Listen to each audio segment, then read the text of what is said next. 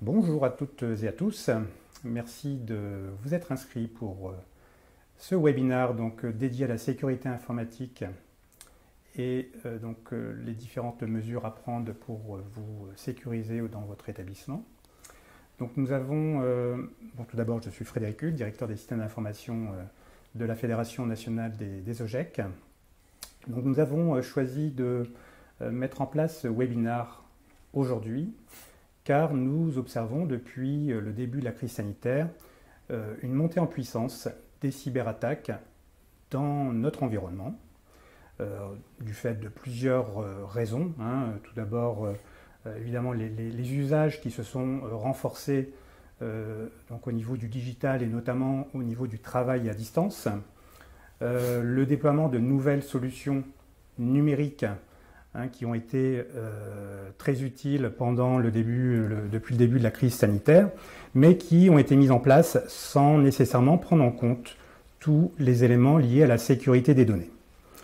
Donc évidemment, la numérisation des processus et des services qui ont été mis en place depuis quelques mois maintenant donne évidemment de fabuleuses opportunités aux pirates qui vont utiliser des techniques toujours plus sophistiquées. Je pense que tout le monde s'en est rendu compte depuis plusieurs mois. C'est vrai qu'aujourd'hui, il est difficile de déceler le vrai du faux lorsqu'on reçoit des messages de la part de pirates. Donc c'est pour cela qu'on a voulu aujourd'hui organiser un webinaire qui permet de trouver des solutions lorsque vous êtes vous-même victime de cyberattaques en tant que particulier ou dans votre établissement.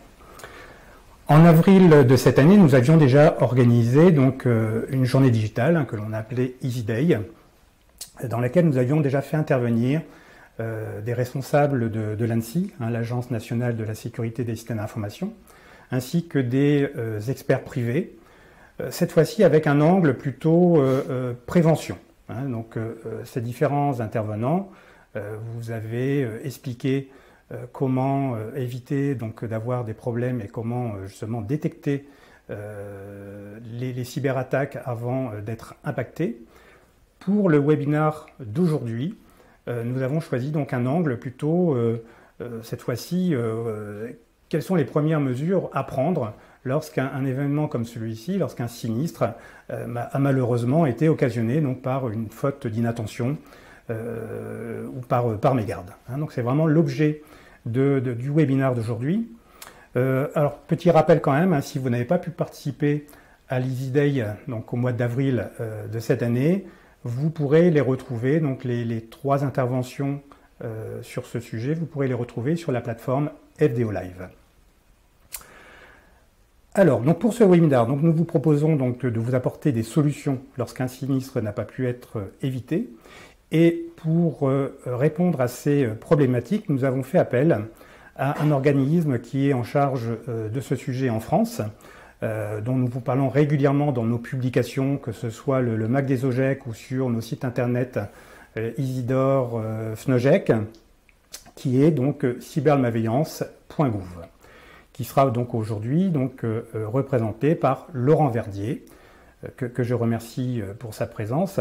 Alors pour vous situer un petit peu, Laurent Verdier a rejoint le dispositif cybermalveillance.gouv en septembre 2020 en tant que chargé de mission pour contribuer à l'animation et au développement de la sensibilisation des publics aux risques cyber.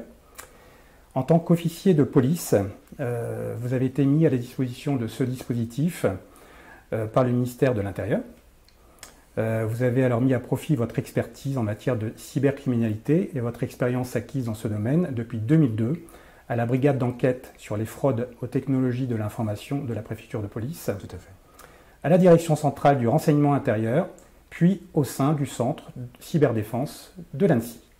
Donc Laurent Verdier, merci tout d'abord de participer à ce webinaire qui, je l'espère, sera très utile pour nos participants.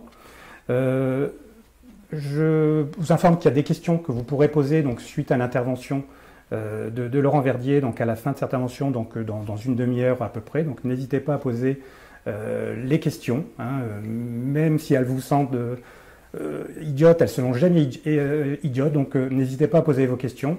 Il y a Thomas Leclerc qui réceptionnera donc vos questions et qui nous les relaiera donc à la fin de cette intervention. Donc Laurent Verdier, donc merci à nouveau de nous accorder de votre temps pour échanger avec les membres de notre réseau. Première question, pouvez-vous nous expliquer en quelques mots ce qu'est cybermalveillance.gouv et quelles sont ses missions principales? Tout à fait, ce que nous sommes, Frédéric. Avant de rentrer dans le vif du sujet, je tiens particulièrement à remercier donc, la Fédération nationale des OGEC pour cette invitation, pour l'accueil que j'ai reçu et la richesse de nos échanges. J'espère, en présentant cybermalveillance.gouv.fr, qui est une plateforme opérée par le groupement d'intérêt public ACIMA, Action contre la cybermalveillance. J'espère déjà mieux nous faire connaître, mais surtout faire vraiment lister l'ensemble des services, des supports, de l'assistance et de tous les livrables que nous tenons à la disposition de nos publics. Donc un grand merci pour cette invitation et cette participation à ce webinaire.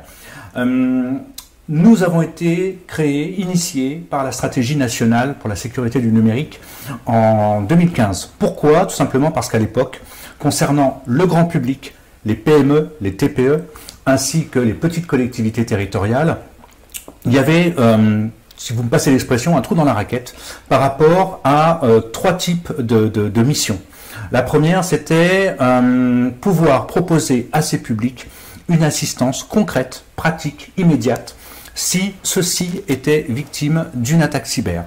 Le second point, c'était pouvoir proposer également, concevoir et proposer des contenus d'information généralistes, non techniques, par rapport aux menaces, à l'actualité des menaces et aux menaces émergentes susceptibles d'impacter, de traverser le pays et les systèmes qu'il compose.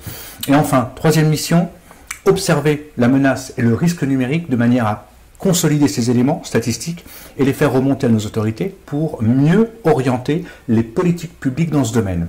Et c'est donc avec ces trois missions que la plateforme, le dispositif national de sensibilisation, de prévention et d'assistance aux victimes de cybermalveillance a été créé, alors sous la forme d'un groupement d'intérêt public, je l'ai dit.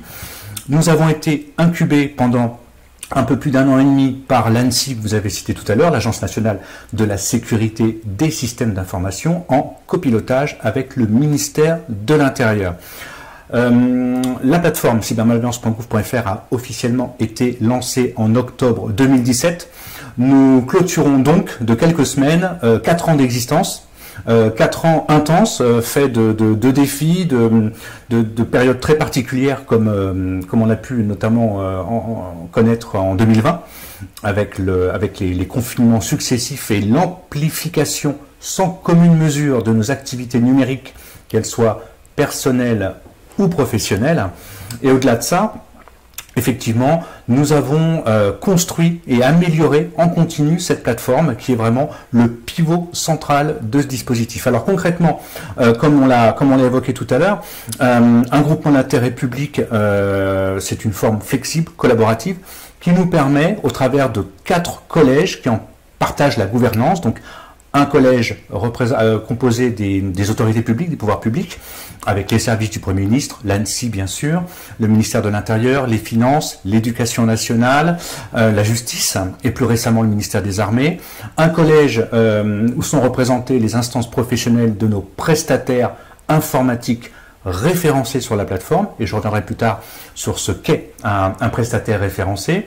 Un collège composé par les utilisateurs de l'Internet, c'est très important comme composante, association de défense des consommateurs, association de défense des internautes, club de la sécurité comme le CESIN ou le CLUSIF, organisations professionnelles, CPME, CCI France, nous avons rejoint récemment l'UDP également, qui concerne tous les artisans et les commerçants de proximité. Et enfin, dernier collège et non le moindre, celui des offreurs de services et de solutions, qui à l'origine était essentiellement composé par des grands groupes du petit monde de la cybersécurité, mais nous sommes très contents de l'avoir fait évoluer justement en intégrant des groupes comme la Maïf, le groupe La Poste et plus récemment la SNCF ou encore l'association des régions de France. Donc voilà pour les grandes lignes. Ce sont aujourd'hui 53 membres publics, privés, qui participent à la gouvernance de ce groupement d'intérêt public, qui compte donc aujourd'hui plus de 1200 prestataires informatiques référencés, avec également, depuis sa création, 350 000, un peu plus de 350 000 aujourd'hui, victimes assistées, à qui nous avons procuré une aide et une assistance et des recommandations concrètes quand elles étaient victimes de cybermalveillance. Et enfin, nous en sommes très fiers, non pas pour tenir une liste à l'après-vert, mais simplement pour améliorer et optimiser ce parcours d'assistance victime complètement en ligne.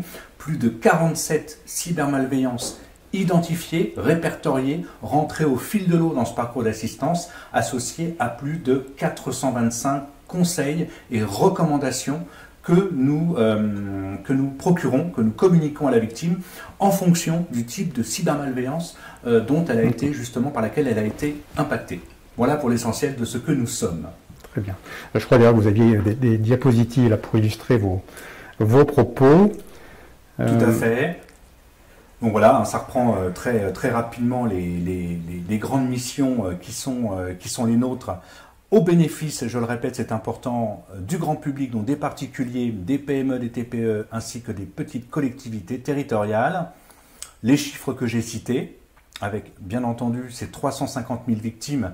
Alors ce qui est important de préciser, c'est que pour la seule année 2020, nous avons enregistré 105 000 parcours d'assistance, sachant que c'était vraiment un chiffre qui était très important et que contrairement à ce qu'on a pu prévoir, ce recours au parcours d'assistance et donc le nombre de victimes ne faiblit pas. Alors j'aime à penser que nous sommes plus populaires et mieux connus aujourd'hui, mais il n'en demeure pas moins que ça prouve aussi que les attaques persistent, continue et ne cesse d'augmenter, puisque pour l'année 2021, au moment où je vous parle, nous sommes à près de 140 000 parcours d'assistance victime. Nous avons donc largement dépassé le seuil de 2020, qui pourtant était déjà une année exceptionnelle.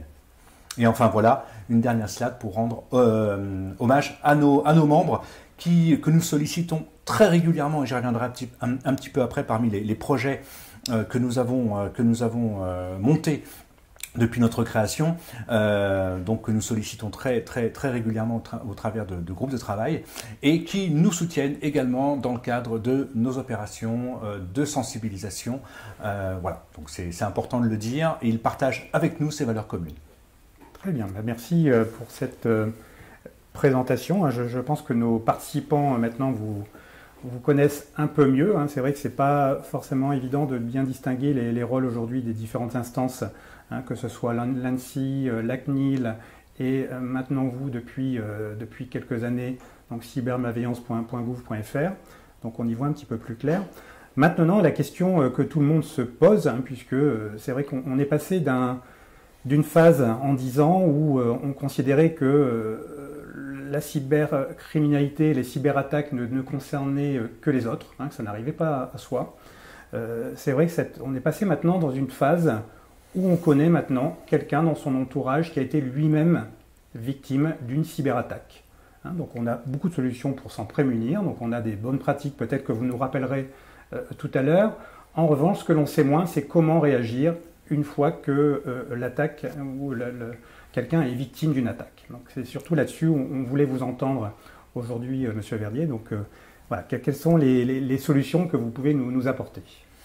Alors, je vais me permettre de répondre en deux temps. Le premier, c'est avec l'expérience que j'ai acquise en qualité de policier spécialisé en cybercriminalité, et notamment avec mon passage au centre de cyberdéfense de l'ANSSI. La chose la plus importante en cas d'attaque, quelle qu'elle soit, et c'est le plus dur aussi, c'est de tenter de garder la tête froide. À savoir que on a l'impression que tout va mal, que le réseau va être bloqué, on a effectivement beaucoup de stress à ce moment-là sur les épaules, que ça soit vis-à-vis de ses collaborateurs ou vis-à-vis de sa hiérarchie. Mais la première chose à conserver et la seule chose qui peut vraiment aider dans ces moments-là, c'est d'essayer, de tenter de conserver cette distance nécessaire, la tête froide et son calme par rapport à l'événement qui nous bouscule irrémédiablement. La seconde, c'est, et là c'est également dans un souci de traçabilité, c'est d'essayer de tenir un journal et une main courante de l'incident. Pourquoi? Parce que sur ces éléments, on y pense, on est dedans quand ça arrive, mais 24 ou 48 ou 72 heures après, on va avoir tendance à oublier un peu ce qui s'est passé et la chronologie exacte. Et ces éléments peuvent être d'une très grande aide, aussi bien par rapport au prestataire informatique qui va devoir gérer l'attaque et réaliser ce qu'on appelle une remédiation, une réponse à incident, que si jamais vous souhaitez déposer plainte, il est important qu'on sache qui a fait quoi, à quel moment et dans quelle optique. Ça, c'est la deuxième chose. La troisième chose, c'est faire des points réguliers, en fonction de l'ampleur de l'attaque, bien entendu, s'adapter. On ne va pas réagir de la même manière par rapport à une simple tentative d'hameçonnage, comme au déploiement d'un rançongiciel qui va chiffrer l'intégralité des données contenues aussi bien sur les disques durs des ordinateurs que sur les lecteurs réseau.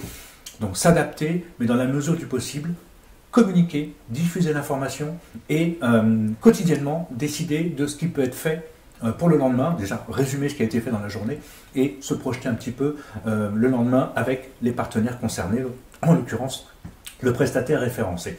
Et un bon moyen justement de savoir ce qui se passe, c'est de venir enclencher un parcours d'assistance victime sur la plateforme cybermalveillance.gouv.fr qui a été créée à cette fin et qui se découpe vraiment de manière très macro en 3 paliers. Le premier et le plus important, ça va être avec la victime, par un petit jeu de questions-réponses non techniques, et j'insiste là, c'est très important, d'établir un diagnostic, c'est-à-dire poser un nom sur la cybermalveillance ou l'attaque dont vous avez été victime. À l'issue de ce diagnostic, deuxième palier, nous allons proposer à la victime un ensemble de conseils, d'informations, de recommandations à mettre en œuvre en urgence par rapport à la cybermalveillance qui a été identifiée et donc adaptée au diagnostic qui vient d'être réalisé. On va également lui proposer d'être orientée, si elle le souhaite, vers des plateformes de signalement dédiées. Si je vous parle de internetsignalement.gouv.fr, si je vous parle de la brigade numérique de la gendarmerie nationale, si je vous parle de la ligne Net Écoute qui est opérée par l'association e-Enfance pour tout ce qui concerne le cyberharcèlement, si je vous parle de Signal Spam pour tout ce qui est effectivement courrier non sollicité ou campagne d'hameçonnage, voilà, ce sont des propositions que nous faisons, à savoir que nous ne sommes pas enquêteurs à cybermalveillance.gouv.fr, nous ne sommes pas spécialistes. Par contre, ce guichet unique, cette gare de triage va, à partir du diagnostic, proposer tout un ensemble de solutions à la victime qui vont lui permettre déjà de mettre en œuvre un ensemble d'actions de protection immédiate et ensuite d'aller plus loin si elle le souhaite, signaler, déposer plainte avec des propositions de qualification pénale qui vont l'aider dans cette démarche également. Et en fait, troisième palier, toujours si la victime le souhaite, parce qu'on n'a pas tous la chance d'avoir un beau-frère informaticien, c'est d'être mis en relation avec donc l'un de nos 1200 prestataires informatiques qui ont signé une charte de qualité et de référencement sur la plateforme cybermalveillance.gouv.fr et qui sont répartis sur l'ensemble du territoire métropolitain aujourd'hui.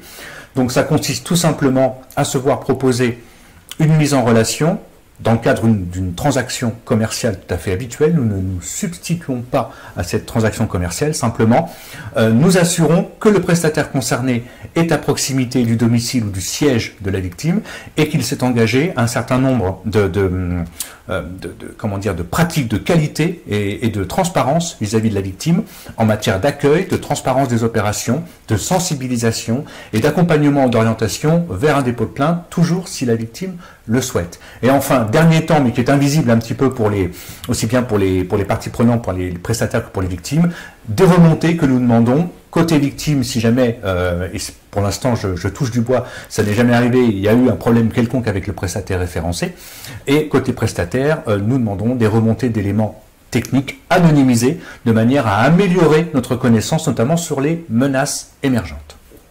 Très bien. Alors justement, je viens de voir une question qui fait bien la transition avec la diapositive suivante, parce qu'on parle de cyberattaque, mais de quoi on parle lorsqu'on parle de cyberattaque? Est-ce que vous pouvez nous dire un petit peu justement quelles sont les attaques que vous rencontrez le plus sur votre plateforme, et comment réagir lorsque ça arrive dans la plupart des cas? Bien sûr. Alors, les chiffres qui apparaissent sur cette diapo sont issus donc des 105 000 parcours d'assistance victime réalisés en 2020. Sachant que nous séparons, en termes de catégories, les particuliers, le grand public, de ce que nous appelons nos publics professionnels, donc composés, je le rappelle, des PME, des TPE, du monde associatif et des petites collectivités territoriales. Pour ces derniers publics, donc nos publics professionnels, la menace 2020, et il y a de fortes chances que ça continue en 2021, qui était placée en 6e place en 2019 et qui a pris la première place en 2020, c'est celle des rançongiciels, ou ransomware en anglais. Un petit programme malveillant va être installé ou va s'installer sur votre système d'information. Il va d'abord permettre aux pirates d'avoir un accès dérobé à ce système d'information. Aujourd'hui, les pirates ont pris l'habitude d'exfiltrer un certain nombre de données avant le chiffrement massif qui va être réalisé par ce programme malveillant et qui va rendre donc indisponible, inaccessible, l'ensemble des données contenues à la fois sur les disques durs des ordinateurs qu'au niveau des lecteurs réseau. Donc toutes vos applications ne peuvent plus fonctionner puisque les données sont illisible, chiffré, et vous vous retrouvez ni plus ni moins qu'à l'âge de pierre. Je prendrai comme exemple ce qui s'est passé en début d'année au niveau de l'agglomération d'Angers. Il y a un très bon reportage qui a été fait là-dessus. Ils ont dû, ni plus ni moins, ressortir le vieux fax du placard, coup de bol, il l'avait conservé, et ressortir les registres. On repasse à un âge qu'on avait oublié, celui du stylo et de la télécopie. Donc pour une entité qui est chargée de missions de service public ou de missions importantes, ça pose quand même problème par rapport à ça. Donc ça c'est vraiment, et le but bien entendu de l'opération au niveau des pirates étant de vous faire acquitter une rançon, aujourd'hui payable en monnaie virtuelle. Bien entendu, nous vous recommandons de ne pas payer cette rançon parce que d'abord vous alimentez un système criminel, vous n'avez absolument aucune garantie quant au fait que les pirates puissent vous envoyer et vous faire parvenir au final cette fameuse clé de déchiffrement. Et on sait que dans le milieu cybercriminel, un bon client est vite connu et vous avez de fortes chances, quelques semaines après ou quelques mois après, d'être de nouveau réattaqué. Deuxième type de menace pour nos publics professionnels, le piratage informatique, autrement dit l'accès illégitime au système d'information. Donc là, effectivement, beaucoup de parcours réalisés en 2020. Troisième menace, le piratage de comptes, donc tout ce qui concerne les accès illégitimes à des boîtes de messagerie en ligne, à des comptes permettant d'animer des réseaux sociaux ou également des comptes bancaires. Là, effectivement, on se rend compte qu'aujourd'hui, on a de plus en plus de ce type de stockage ou d'accès en ligne, malheureusement, que nous protégeons avec souvent des mots de passe trop faibles, pas assez complexes, ou un mot de passe pour tout un ensemble de services, ce qui n'est pas non plus bon à faire, et nous stockons sur ces espaces des choses de plus en plus importantes. Je demande à vos publics et à l'audience de réfléchir, de prendre une seconde pour réfléchir. Si jamais un pirate prend la main aujourd'hui sur ma boîte de messagerie principale, il a de fortes chances d'avoir quasiment l'intégralité de mon identité et de ma vie numérique entre les mains. Aussi, pourquoi n'ai-je pas protégé cette boîte de messagerie, cet espace, avec un mot de passe plus compliqué à trouver? Il faut savoir que les pirates utilisent des petits programmes automatisés.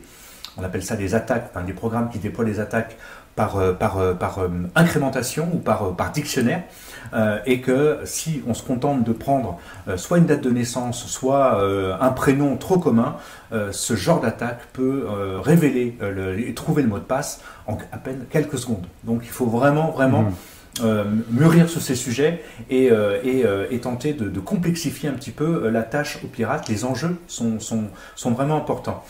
Et enfin, je veux quand même prendre quelques secondes pour l'évoquer, l'hameçonnage, qui est vraiment pour nous une menace endémique. C'est la première menace pour les particuliers. Or, avant d'être des professionnels, nous sommes aussi tous des particuliers. Effectivement, à ce niveau-là, pour vous donner un exemple, dès la première semaine du confinement en 2020, la semaine du 16 mars 2020, nous avons enregistré un pic de parcours d'assistance victime sur la plateforme cybermalveillance.gouv.fr d'une augmentation conséquente de 400% pour des seuls faits d'hameçonnage. C'est vous dire si les pirates sont réactifs, sont offensifs.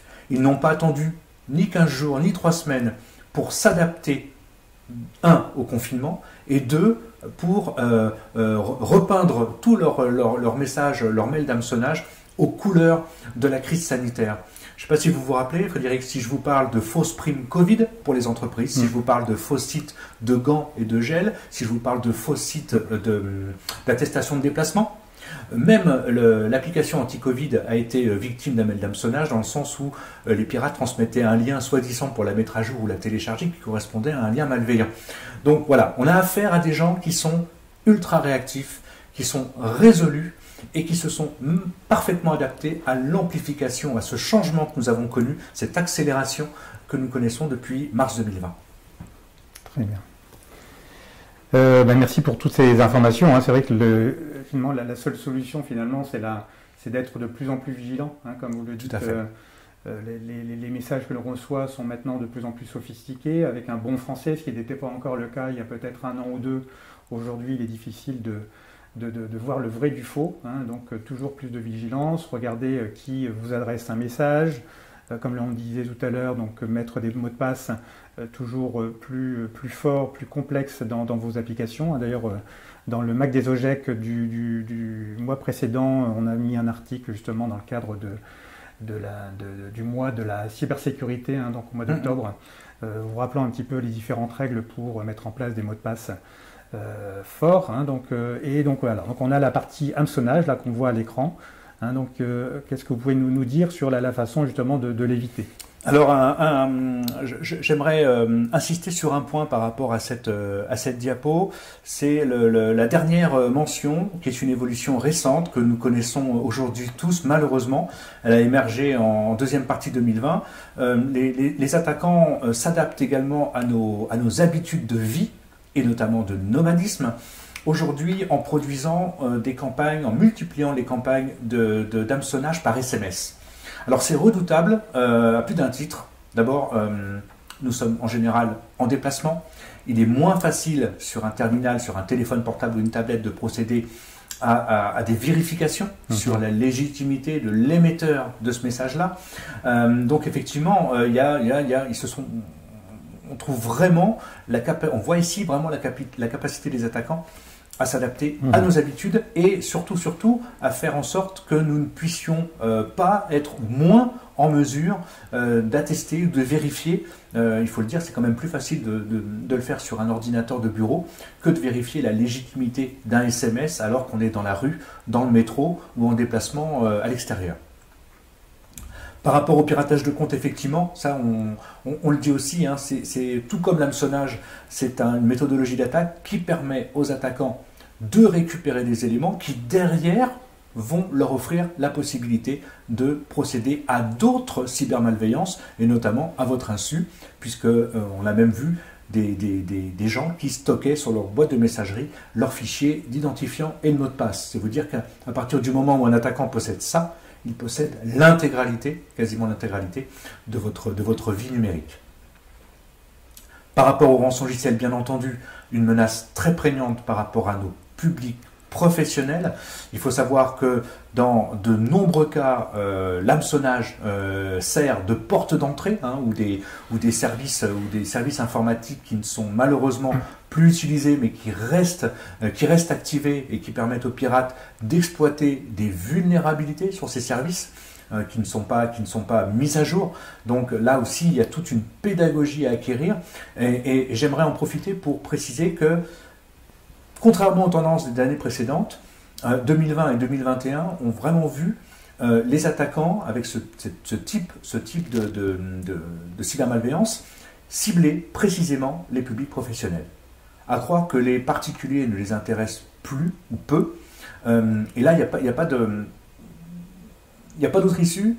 On voit clairement que les attaquants privilégient l'argent facile et surtout les victimes solvables, qui ont tout à perdre en cas de révélation ou de diffusion des données qui auront été exfiltrées avant le chiffrement et qui, en termes d'image ou de part d'activité digitalisée, ne peuvent se permettre une interruption de service. Et donc tout est fait pour accentuer la pression sur les épaules de la victime afin qu'elle paye la rançon.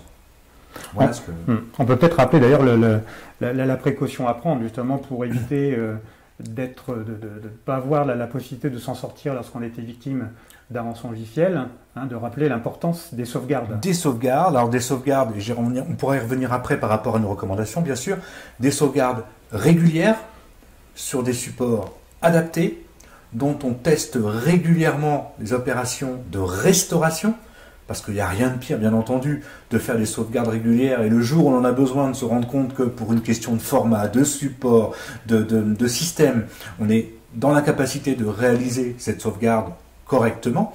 Et bien sûr, comme vous l'avez dit Frédéric, déconnecter du réseau. Aujourd'hui, de très nombreuses familles de rançongiciels vont de toute façon chiffrer l'intégralité des ressources, quelles qu'elles soient, à partir du moment où elles sont connectées au réseau.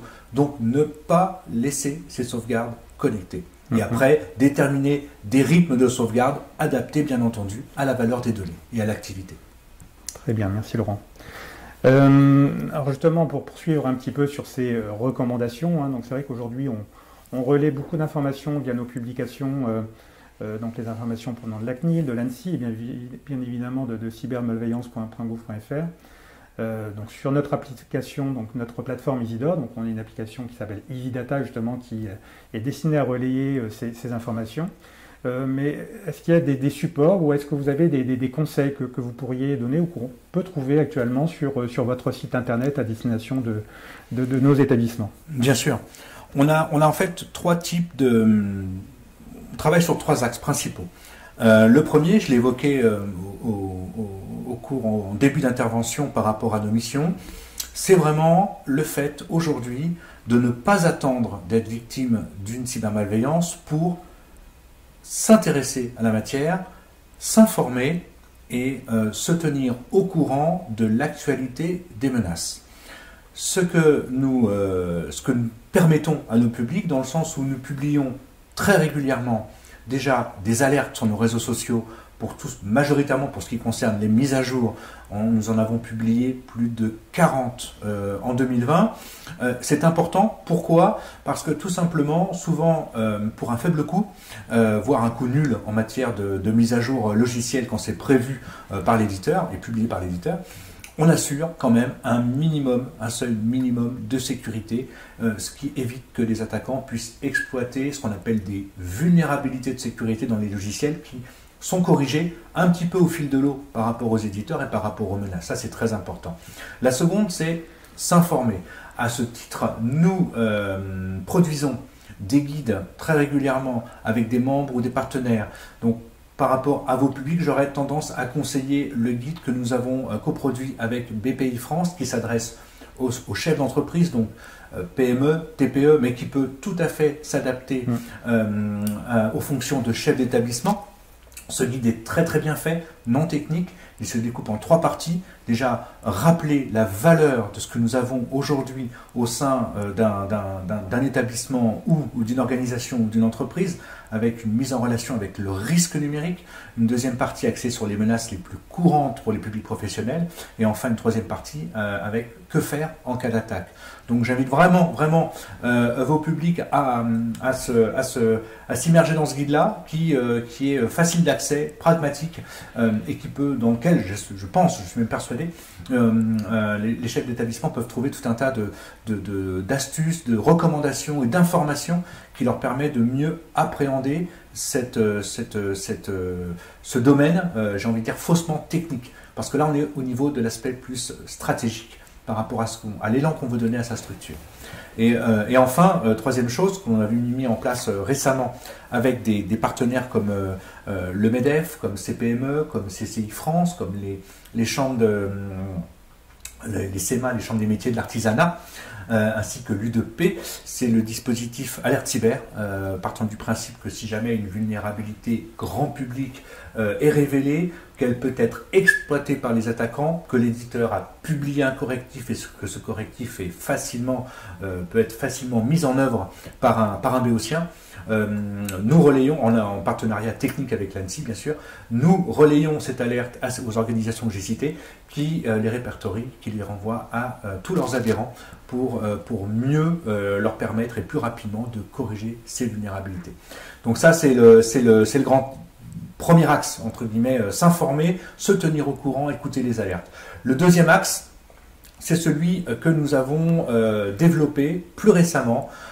Devant l'augmentation et la sophistication des attaques, nous avons voulu améliorer la lisibilité de nos publics professionnels par rapport à l'expertise reconnue et de confiance de prestataires en matière de cybersécurité. Tout à l'heure, j'ai évoqué notre réseau de prestataires référencés, qui sont 1200 aujourd'hui. Et justement, nous avons rédigé fin 2019, début 2020, un référentiel technique sur lequel s'appuie le label Expert Cyber qui vient compléter avec une expertise augmentée et surtout auditée par la FNOR, qui vient compléter notre offre en matière de prestataires de confiance. Alors l'objectif, il est multiple. Le premier, c'est donc fournir des prestataires qualifiés à nos publics professionnels, non plus uniquement sur la simple remédiation, sur la réponse à incident, mais également en matière d'installation, de maintenance et bien sûr, qui peut le plus peut le moins, de réponse à incident en matière de cybersécurité. Et comme je l'ai dit, ce référentiel a été rédigé en partenariat avec la FNOR, avec ceux de nos membres qui étaient le plus intéressés, notamment en matière de représentation des prestataires informatiques.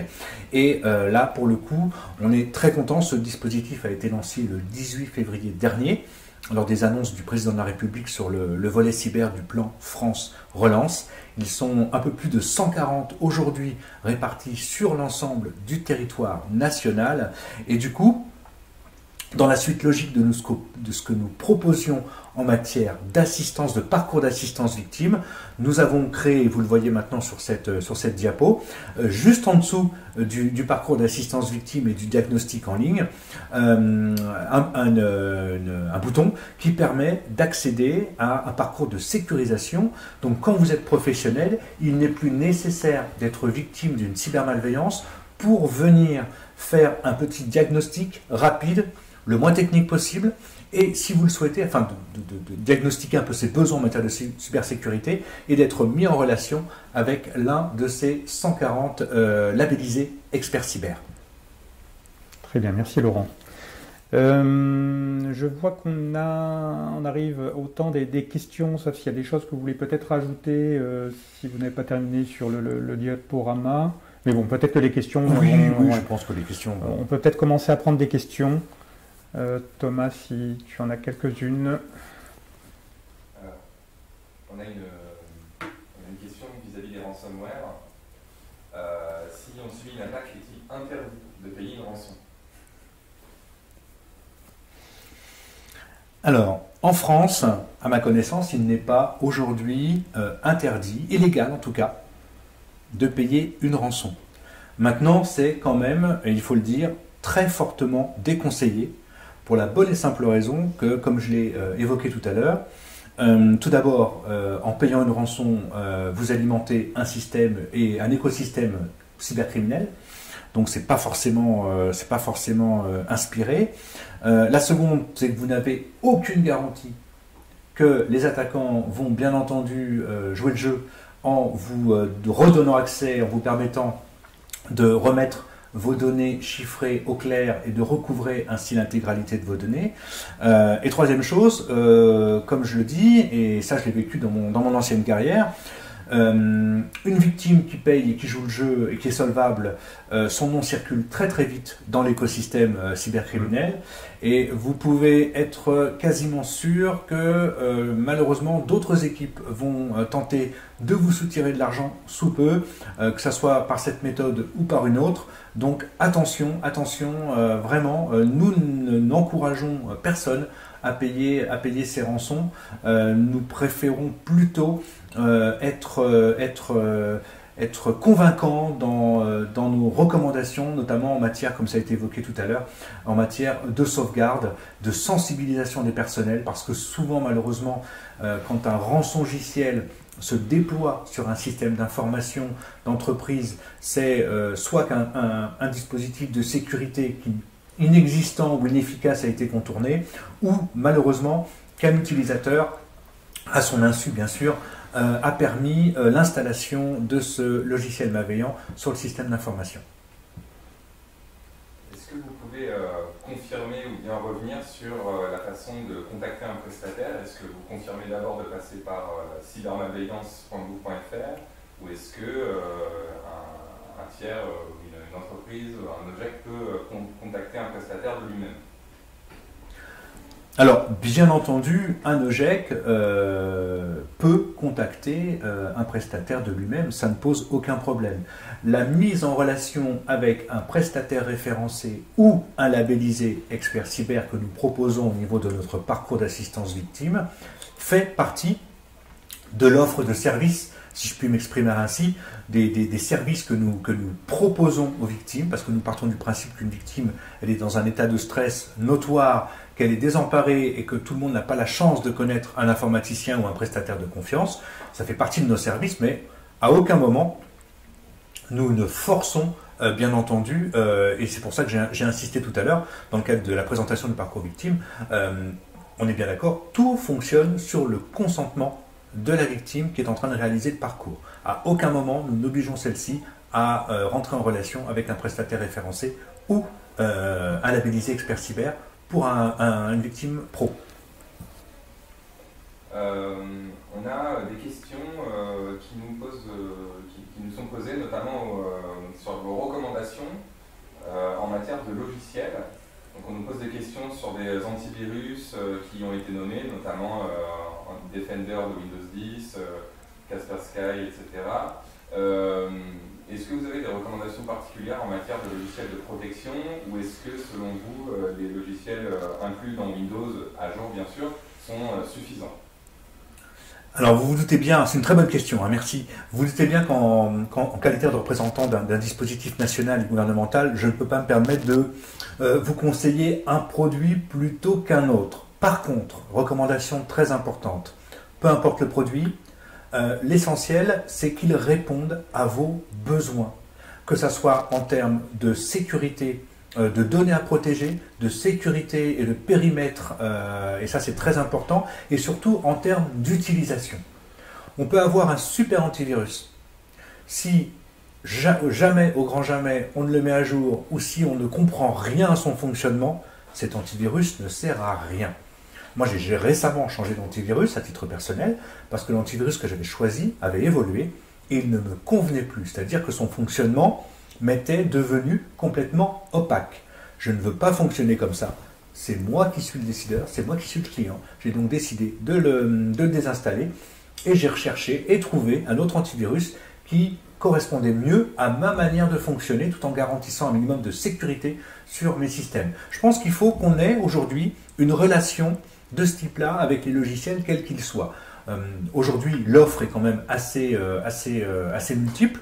On peut choisir. Il faut toujours avoir à l'esprit le rapport entre efficacité, utilisation, interface utilisateur, transparence du produit, ou au contraire, si je connais des gens qui vont plutôt rechercher l'automatisation de certaines tâches et justement le fait de ne pas vouloir s'en occuper et donc programmer l'ensemble des choses qui doivent être mises en œuvre par le logiciel.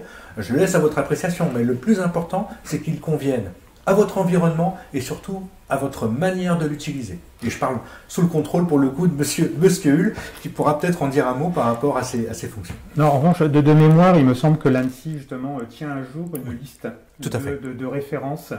Alors, je ne sais plus s'il y a des antivirus, mais il faudra vérifier, donc on pourra transmettre le lien à la suite de cette présentation. Une liste de logiciels ou de matériels qui ont été validés par l'ANSSI, tout à fait, que ce soit pour les signatures électroniques, pour les routeurs, donc il y a une liste à jour qui est maintenue par l'ANSSI, donc on vous enverra le lien juste après cette intervention. Tout à fait. Alors parmi ceux-ci, puisque ça rentre un petit peu dans nos sujets de discussion aujourd'hui, un très bon logiciel de gestion de mots de passe qui a été certifié par l'ANSSI, qui s'appelle KeePass, K-E-E-P-A-S-S, si ma mémoire est bonne, et qui est bien entendu téléchargeable sur le site de l'autorité nationale et qui vous garantit vraiment une sécurité vérifiée et validée par l'ANSSI en termes de résistance aux attaques. Oui, puis souvent c'est vrai qu'un casse-tête, la gestion des mots de passe, puisqu'on recommande à chaque fois donc d'avoir des mots de passe différents selon les applications, de les renouveler régulièrement, etc. Donc je me souviens que c'est une question qui vous était posée dans une autre sphère. Tout à fait. Vrai que cette solution logicielle permet justement de pallier à ce problème d'avoir dans sa tête, dans sa mémoire, l'ensemble des mots de passe qu'on utilise pour chacune des applications. D'autres questions, Thomas? Une question plus du côté de l'assurance, donc de l'après. Quand on a été victime d'une cyberattaque, certains assureurs ne veulent plus nous assurer pour ce risque. Donc on est catégorisé comme étant une victime qui a déjà subi ce genre d'attaque. Comment ne plus être blacklisté auprès des assurances, ou plutôt, qu'est-ce qu'on peut leur apporter comme garantie? Est-ce que des actions éventuelles peuvent être mises en place pour rassurer un assureur ou un organisme afin de le rassurer? Question très intéressante, et je vous remercie de la poser, et révélatrice des mutations qui sont aujourd'hui en cours depuis 1 an et demi maintenant. Effectivement, aujourd'hui, les assureurs deviennent de plus en plus regardants par rapport à ce qui peut être mis en place en termes de sécurité, et quelle garantie peut offrir effectivement un client potentiel pour leur permettre de mieux mesurer les capacités, le risque et les capacités d'assurance. Je pense qu'il n'y a pas de secret. Nous allons nous diriger vers effectivement des contrats d'assurance qui vont, je pense, ça n'engage que moi ce que je dis, mais qui vont de plus en plus prendre en compte ce que nous avons mis en place, la sécurité nominale du réseau à assurer et des données, la manière dont elles sont protégées, dont elles sont stockées. Et là-dessus, j'ai envie de dire que derrière, charge aux petites organisations, alors soit par le biais la mise en place d'une bonne hygiène de sécurité, de campagnes de sensibilisation, ou de recours à un prestataire de confiance, dont l'expertise a été vérifiée, comme peuvent l'être nos labellisés experts cyber, et de mettre ces éléments en évidence lors des contacts que vous pouvez avoir avec votre assureur, en lui indiquant qu'à votre niveau, vous avez décidé de vous approprier ce sujet et de monter en maturité sur la cybersécurité. Un conseil d'ailleurs qu'on pourrait donner d'ailleurs pour conclure cette intervention, c'est déjà de mettre en place le RGPD, donc oui, de répondre à cette réglementation de 2018, puisque voilà, on observe quand même à travers nos enquêtes qu'il y a encore beaucoup d'établissements qui ne sont pas au clair avec le RGPD. Donc une bonne façon déjà de montrer peut-être à un assureur que vous êtes préoccupé de la sécurité de vos données, c'est déjà d'être opérationnel sur le RGPD. On entendait la semaine dernière là, dans les tables rondes au niveau du Sénat que les banques également allaient faire une espèce de scoring pour mesurer justement chaque entreprise et savoir si elle pouvait prêter de l'argent. Donc ça va faire partie progressivement des critères qui permettront à une banque de vous prêter de l'argent, de savoir si vous avez bien pris en compte toutes les mesures de sécurité au niveau de votre structure. Et sans parler, je me permets de rajouter, sans parler de l'attente des citoyens et des personnes qui utilisent le système ou qui vous remettent également leurs données et qui sont, et c'est normal, de plus en plus aujourd'hui demandeuses par rapport peut-être à des informations liées aux conditions dans lesquelles vous allez être amené à stocker, détenir, utiliser ces données. J'aime à dire que la cybersécurité repose sur 3 axes principaux. Un axe juridique, incontournable, on vient de l'évoquer notamment avec le RGPD. Un axe technique, on l'a évoqué aussi. Effectivement, la cybersécurité, il y a un angle et un axe technique, c'est indiscutable, et c'est pour cela que nous proposons un accompagnement par un prestataire de confiance. Et enfin, un axe humain, comportemental. On n'a pas eu le temps de l'évoquer, mais c'est très important, et la slide qui est à l'écran tout de suite est là pour le rappeler. La cybersécurité, c'est également un utilisateur sensibilisé, responsabilisé, qui, de par son comportement, son association à la sécurité globale, devient vraiment un maillon essentiel et complémentaire de l'axe juridique et technique pour assurer vraiment une sécurité totale à l'organisation à laquelle il appartient. L'utilisateur est la première cible des attaquants. Après l'aspect technique, bien entendu, mais il est la première cible des attaquants dans le sens où, souvent, dans 90% des cas, le but des attaquants va être de faire sortir l'utilisateur de ses rails habituels et de lui faire faire une action qu'il n'aurait jamais fait en temps normal, en prenant un minimum de recul, en parlant avec un collègue ou avec son responsable immédiat. Donc c'est vraiment ce facteur humain aujourd'hui qu'il faut privilégier, responsabiliser, informer, sensibiliser et rappeler qu'on appartient à une organisation et que si jamais on fait un geste inconsidéré, en cliquant sur un lien, en faisant un virement, on met l'ensemble de l'organisation potentiellement en danger. Donc ça, c'est très très important. Et c'est à cette fin que, là, je vous ai mis quelques extraits de notre kit de sensibilisation qui est bien entendu intégralement téléchargeable et de manière complètement gratuite, comme tout le reste de nos livrables, sur le site cybermalveillance.gouv.fr. Voilà. Informez vos utilisateurs sans les pointer du doigt, mais rappelez-leur qu'ils sont cette brique indissociable de la sécurité globale. Merci Laurent pour cette conclusion. Et c'est vrai qu'on aime bien rappeler et dire que les risques cyber justement interviennent principalement entre la chaise et le clavier. C'est souvent l'expression qu'on utilise pour dire que le risque principal de votre structure, c'est évidemment à travers les personnes qui sont dans votre environnement et qui travaillent au sein de vos établissements. À ce sujet, on est en train de préparer un outil d'autodiagnostic qui permettra, donc qui sera accessible depuis Isidore dans l'espace formation, qui permettra à chacun justement de vérifier son niveau de vigilance à travers des exercices concrets qui ont été rencontrés sur le terrain et dont on s'est inspiré avec les fiches techniques de cybermalveillance.gouv. Donc je pense que vous aurez ces outils d'autodiagnostic que chacun pourra utiliser en toute sécurité en fin d'année civile. Donc on reviendra vers vous, on fera donc surveiller l'actualité d'Isidore, mais donc on devrait terminer bientôt, prochainement.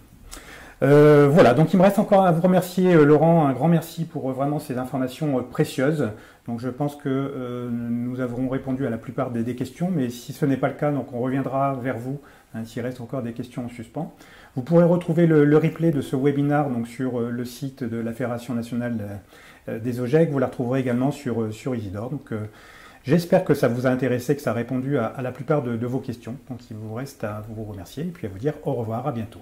Au revoir Laurent. Merci, au revoir à tous.